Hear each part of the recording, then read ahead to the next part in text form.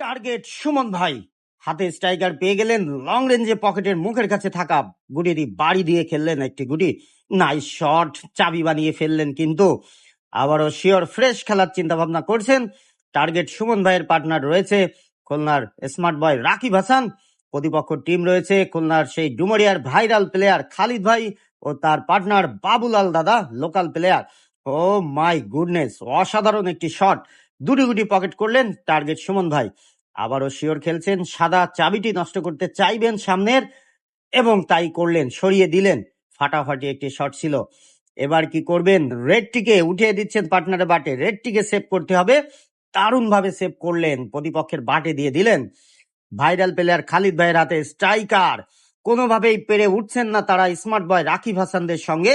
তাদের মাত্র 11 পয়েন্ট খালিদ ভাইদের, রাকিব ভাইদের 28 পয়েন্ট।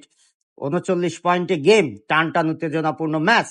এই হিটে পয়েন্ট না নিতে পারলে ব্যাকফুটে চলে যাবে পুরোটাই খালিদ ভাইরা। ও লাভলি শট, দারুণ একটি স্লিপ শট ছিল। তবে অনেকগুলো গুটি রয়েছে এখনো, পয়েন্ট সেভ করতে হবে খালিদ ভাই। আবারও এক্সিলেন্ট শট।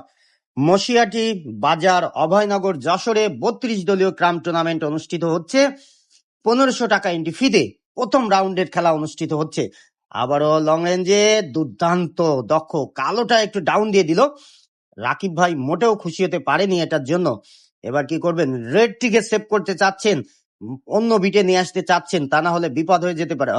নো, লাগাতে পারলেন না খুলনার স্মার্ট বয় রাকিব হাসান। 3টি কালো গুটি রেড রয়েছে, একটি ঝড় মারবেন।